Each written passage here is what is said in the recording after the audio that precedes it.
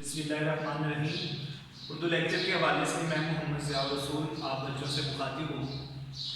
बेटा, हमने सबक के कुछ अल्फाज मानी पढ़े थे। कुछ अल्फाज मानी जब हम सबक की रीडिंग करेंगे तो मैं आपको साथ साथ बताता जाऊँगा। आज मैं चाहता हूँ कि पहले आपको सबक का कुछ खुलासा बता दूँ, कुछ अहम निकात आपको बयान कर दूँ कि जब हम सबक पढ़ें तो आपको पढ़ने में आसानी हो। बेटा, ये सबक जो है वो मिर्ज़ा मोहम्मद सईद, पहला सबक आपके निसाब का, जिसकी सिंफ है खाका निगारी। खाका क्या होता है कि किसी भी इंसान की ज़िंदगी के पहलुओं को, अच्छाइयों बुराइयों को इस तरह बयान करना कि उस शख्सियत का उसकी जो शख्सियत है वो हमारे जहन में उसका नक्शा बन जाए, नक्शा तैयार हो जाए। तो इस तरह बयान करना।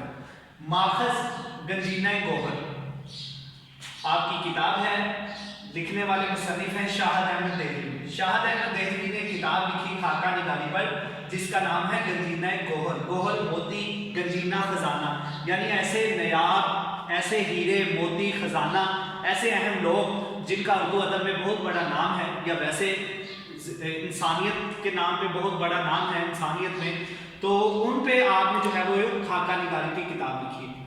तो कुछ अहम निकात जो है वो आज हम देखते हैं मिर्ज़ा मोहम्मद सईद के। मिर्ज़ा मोहम्मद सईद का सोई कहते हैं कि मिर्ज़ा मोहम्मद सईद जो थे, उनकी खबर जब हमने पढ़ी, मौत की खबर जब अखबार में पढ़ी तो हमारा दिल धक सा रह गया, बड़ा परेशान हुआ, गमज़दा हुआ कि खामोश ज़िंदगी खामोश मौत, कि आप खामोश तबाह इंसान थे और उनकी मौत की हमें जो है वो खबर ही नहीं मिली। वो कहते हैं कि आलिम की मौत जो है वो आलम की, जो एक आलिम होता है, इल्म बांटने वाला होता है, जब वो इस दुनिया से जाता है तो पूरी दुनिया की मौत होती है, क्योंकि उसने लोगों को जो है वो इल्म की रोशनी से जो है वो रोशनास कराना होता है। तो उनके जाने का जो गम है वो बहुत ज़्यादा है, उनकी जुदाई का जो ज़ख्म है वो वक्त के साथ और ज़्यादा गहरा होता चला जाएगा। काम की नगर कहते हैं मिर्ज़ा मोहम्मद सईद जो थे वो शोहरत से घबराते थे। कभी भी वो पब्लिक प्लेटफार्म पे आने के लिए उसकी ना तो वो तमन्ना करते थे ना ख्वाहिश करते थे। हाँ, और जब भी वो काम करते थे ना उनको कोई पैसे की लालच होती थी और ना कोई सताइश की तमन्ना कि कोई मेरी तारीफ करे। वो इन चीज़ों से बेनियाज होकर काम करते थे, क्योंकि उनको काम से बहुत लगन थी। बल्कि उन्होंने कहते हैं कि 55 साल पहले एक रिसाला जो था सर अब्दुल कादर का रिसाला मखज़न, वो भी शेख साहब की फरमाइश पे नहीं लिखा था, बल्कि उनका अपना दिल चाहा था तो उन्होंने वो रिसाला लिखा था, वरना वो किसी के कहने पे नहीं लिखते थे। बल्कि जो उनका पहला नावल यास्मीन था, वो नावल आपने अपने शागिर्द को बिला मुआवजा दे दिया था। इसी तरह दूसरा ख्वाबे हस्ती जो नावल था वो भी आपने नशर करने के लिए पब्लिशर को जो है वो कुछ लिए दिए बगैर ही आपने ये दे दिया था। अच्छा, क्योंकि आपको बल्कि यहाँ तक कहा जाता है कि एक दफ़ा कोई एक शख्स आ गया, उसने मिर्ज़ा साहब को 1000 रुपये की फरमाई जो है वो की, जो है वो रिश्वत देने की कोशिश की, या उसको लालच देने की कोशिश की कि 1000 रुपये ले लें और मुझे नावल लिख दें। तो मिर्ज़ा साहब जो थे वो उस वक्त शदीद गुस्से में आ गए और आपने कहा कि अगर आप मुझे 5000 भी दोगे तो मैं ये नावल जो है वो नहीं लिखूंगा। आपका एक इल्मी कारनामा मजहब और बातनियत एक किताब है। कहा जाता है कि अगर उर्दू की 100 किताबों की छांटी की जाए, 100 किताबों को मुंतखब किया जाए, तो उन 100 किताबों में एक किताब ये भी होगी जिसका नाम है मजहब और बातनियत।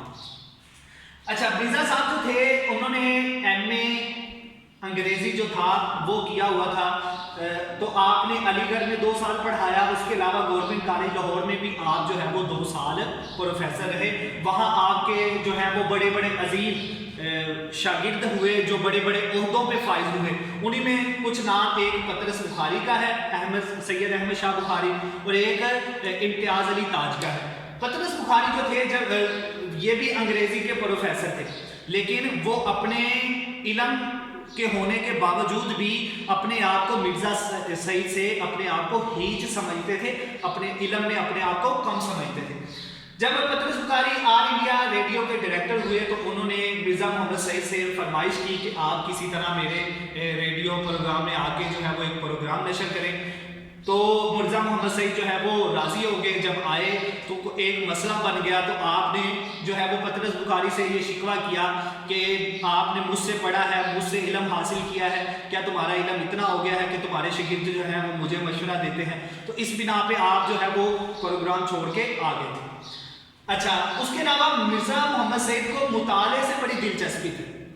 وہ گھنٹوں جو ہے وہ مطالعہ کیا کرتے تھے.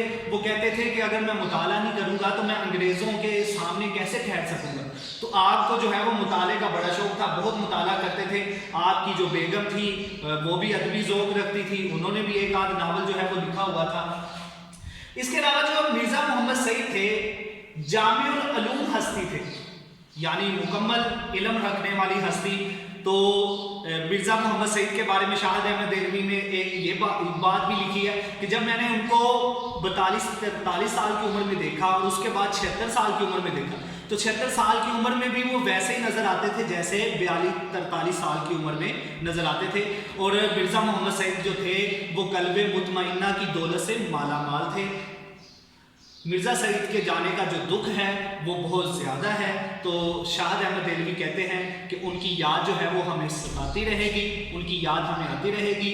ان کے جو علمی کارنامے ہیں ان کو ہم یاد رکھیں گے اور ان کے نقش قدم پہ چلیں گے. تو یہ بیٹا آج کے تھے خلاصے کے اہم نکات, اس کو آپ نے اچھے طریقے سے دیکھنا ہے. جب ہم سبق پڑھیں گے تو آپ کو سبق پڑھنے میں آسانی ہوگی. اگلے لیکچر تک کے لیے بیٹا اللہ.